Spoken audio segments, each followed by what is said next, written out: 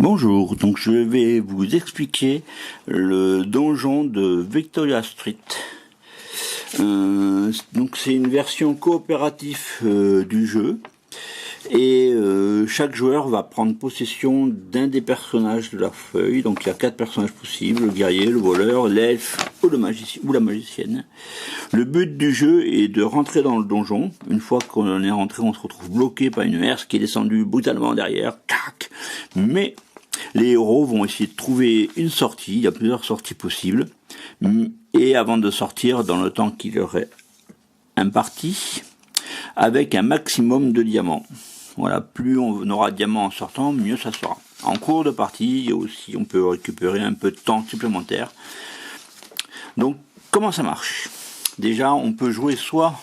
Il y a des règles pour jouer avec des dés normaux, toujours avec la même manière, création de forme à Tetris, en lançant les dés. Voilà, je fais une colonne 1, 2, 3, je relance comme la version normale. Voilà, j'ai fait un L. Mais là, je vais expliquer la règle avec les dés spéciaux. Donc sur ces dés, déjà, il y a des triangles et des rayons de lune, des morceaux de lune. Pour que ça marche, il faut que tous les triangles s'assemblent pour former une colonne, mettons comme ça, et les lunes s'assemblent pour former des lignes horizontales. Donc là, je pourrais faire ça avec ce jeté ou ça. J'ai rajouté sur les dés spéciaux des symboles correspondant aux différents personnages. C'est-à-dire le voleur. Le voleur, pour, mettons, crocheter cette porte, il doit avoir au moins un max sur les dés dans le symbole. Donc je fais une forme avec voilà, un masque dans cette forme-là. Et j'applique le dé en question sur une des cases correspondant. Mettons, je fais cette forme-là, une colonne avec le masque, et le masque sera positionné sur cette case-là. C'est-à-dire qu'il va réussir à crocheter cette serrure. Cette serrure, il n'a besoin que d'un masque. Mais en plus, le voleur, lui, un masque est égal à 2 clés. Donc il a quand même ses compétences. Il suffit d'un seul masque au voleur dans les dés pour crocheter une serrure à 2. Si la serrure est plus costaud, mais il peut avoir plus de clés. Mais une clé utilisée sera une clé défaussée après. C'est-à-dire que on ne peut pas les garder et les réutiliser pour X portes. Au niveau des combats, c'est à peu près la même chose. Le guerrier, voilà. Il suffit d'avoir une épée pour combattre les créatures dans les pentacles, et il faut 2 épées dans la forme pour combattre des créatures de ce type-là. Dans cet exemple-là, si le guerrier fait 3 en même temps, il faudrait un total de 5 épées, donc a priori c'est pas possible, il peut pas faire les 3 en même temps. Par contre, il peut réussir les 2, c'est-à-dire 2 comme ça, il faut 4 épées en tout, donc ça va être chaud. Mais c'est possible, voilà. Ici, mettons, j'ai 2 épées, par contre je suis dans l'autre sens. Donc c'est en fonction des formes, il faudra les créatures les unes après les autres, en fonction. Si on met une marque sans avoir suffisamment de dés, mais on va en subir les conséquences. C'est-à-dire que chaque combat gagné, ça va être marqué ici, on va récupérer soit un diamant, soit une clé. Chaque combat perdu, on va perdre un diamant, une clé. Si, mettons, je fais ces 3, je gagne 2 et je perds 1, du coup, je vais gagner une clé, je vais gagner un diamant, je vais perdre un diamant, donc les deux s'annulent. En fait, sur le combat, au final, je vais gagner que une clé. Voilà. Un exemple de partie. Hop. Ici, je vais prendre le guerrier. Donc, le joueur a pris le vert, il met un coup de stabilo ou d'autres crayons, ou ça c'est aucune importance, ça peut être des formes, des trucs, pour que ce soit plus visible, je fais stabilo, et le voleur prend cette couleur rouge. Donc on commence, mettons le guerrier. Le guerrier commence. Le joueur va mettre un petit coup de stabilo sur la première case. Lancer dés. Il a 3 lancers. S'il veut, c'est pas une obligation. Il va commencer par une des 2 cases qui se trouve là, au niveau de l'entrée. Alors, il faut que je monte un cran. Et après, du coup, là, je garde celui-là pour monter et je relance. C'est mal parti. Et voilà, ça c'est cool par contre. Donc, je fais ça. Je vais de ce côté-là. Je vais plutôt aller au niveau. Voilà. Et le guerrier décide de faire ça. 1, 2. Et il arrive ici. Tac. Voilà. C'est maintenant au voleur de jouer. Donc le voleur commence par mettre un petit coup de stabilo sur autant qu'il passe. Il va lancer les dés et il va pouvoir repartir de n'importe quel endroit déjà exploré. Du coup, tout au long de la partie, mettons on peut jouer ici et le coup d'après jouer ici si on a exploré entre les deux. Il n'y a aucune importance. Toutes les zones explorées, c'est les zones éclairées et on peut repartir d'où on veut. Du coup, là, je vais prendre le masque intéressant parce que ça me permet de crocheter la porte, mais il est un peu tout seul, donc je relance ça.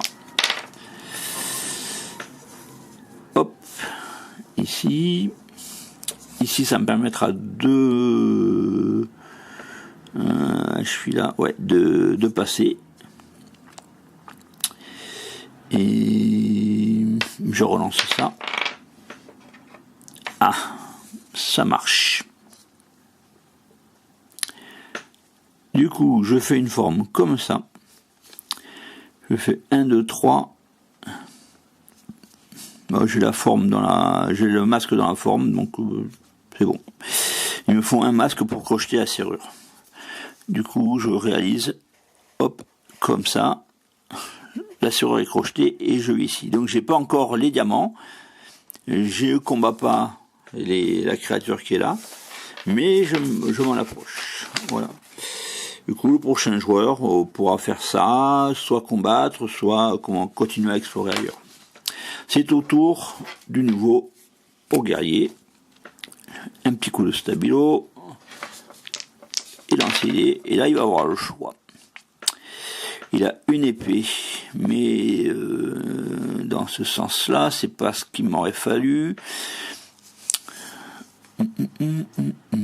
Et là, il faut juste 2 voire 3 pour. Je vais me mettre ici. On peut utiliser que des formes entières. Donc si j'ai une forme de 4 et que je ne peux pas placer une forme de 4, je ne peux pas jouer.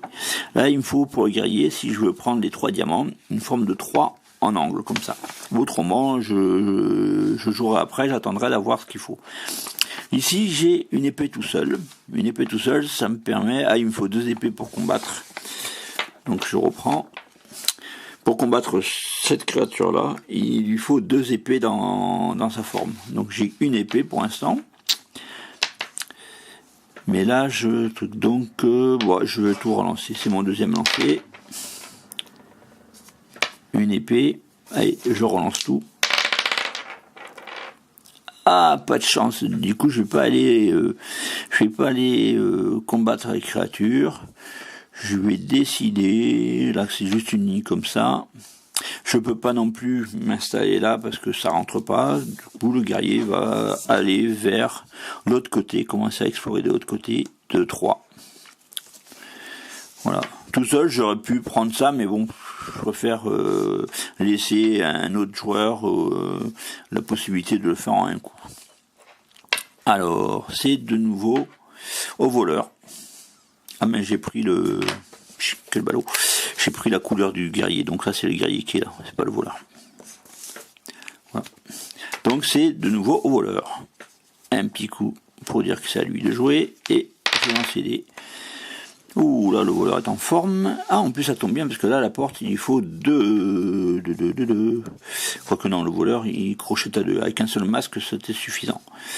Mais bon, ça me plaît bien de faire ça, ça permet d'ouvrir des opportunités. Il y a des coffres à prendre. Donc là je fais une magnifique colonne. Et je vais pouvoir avancer ici pour aller aussi fouiller dans les armoires. Une armoire fouillée, c'est un diamant récupéré.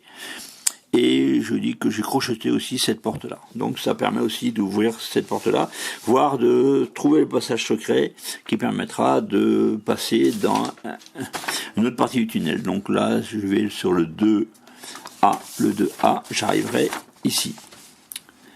Ici, là, il y a des dés à faire, tout ça. Alors, voilà, donc ainsi de suite jusqu'à ce que tout soit rempli et que les joueurs arrivent à sortir avant la fin du temps imparti, avec un maximum de clés et avec un maximum de diamants, je veux dire. Les dés.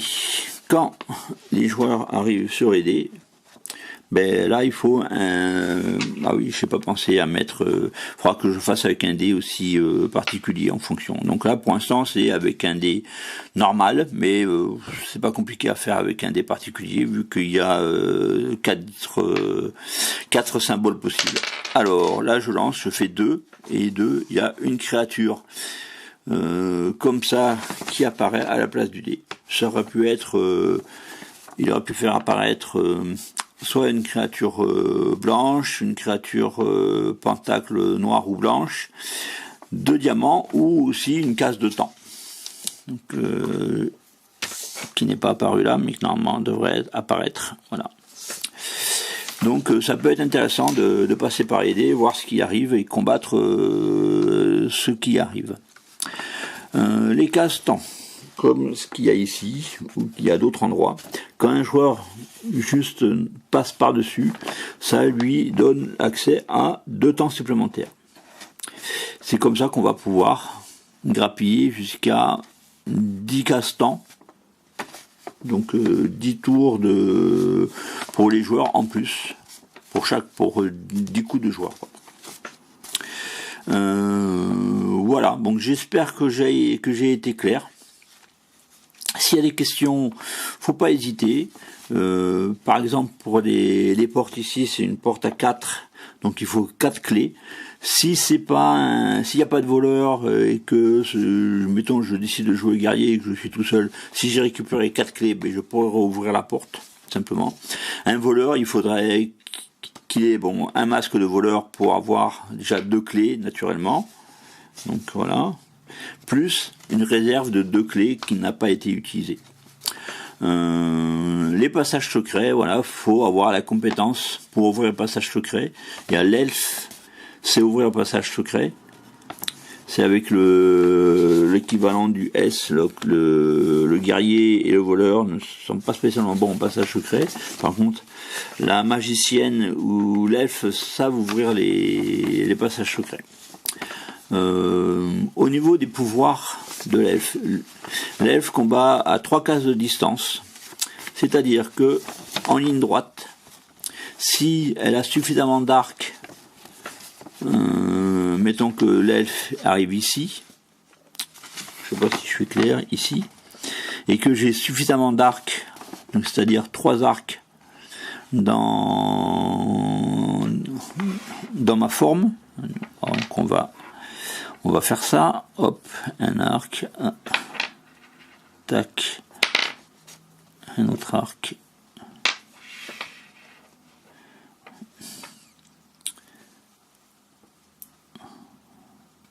voilà. Mettons que l'elfe ait fait ça, que je place cette forme en face d'une créature correspondant, vu qu'il y a suffisamment d'arcs dans la forme, on considère que la créature a été battue et on y met un coup de stabilo. Et là, elle récupère les diamants ou les clés correspondantes. Voilà. La magicienne, elle, hop, je vais appuyer pour que vous voyez, elle connaît un sort de téléportation qui coûte 2 en énergie et qui téléporte de 2 cases. Par contre, elle ne traverse pas à travers les cases. Elle ne traverse pas les portes. Juste elle peut démarrer dans l'endroit où elle est de 2 cases. Donc ça permet d'aller plus loin, plus vite.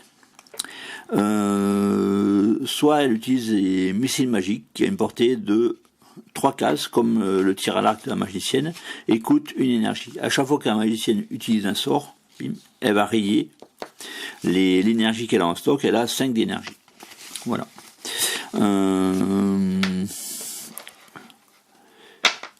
En plus, elle arrive à combattre aussi grâce à l'énergie des dés. Donc si elle veut utiliser un sort et qu'elle a l'énergie sur les dés, elle ne n'utilise pas l'énergie qui se trouve ici. Pour combattre une créature, elle a besoin pour ces créatures-là de 3 énergies, c'est là 4 énergies. Si dans, mettons, elle fait ça, ça, ça et ça, et elle combat une créature comme ça, elle a que 2 énergies, ben elle utilisera une énergie qu'elle a en stock. Et si elle a plus assez d'énergie, ben le coup n'est pas passé et la créature sera pas vaincue. Voilà pour les différents personnages, les différents pouvoirs. Voilà, bon, bien évidemment, c'est toujours en cours de test et recherche d'idées pour arranger tout ça. Mais voilà, grosso modo, vous avez de quoi vous occuper. Je joindrai au mail avec le lien de la vidéo. J'espère que cette fois-ci ça marchera bien. Mais si vous voyez, de toute façon, ça aura marché.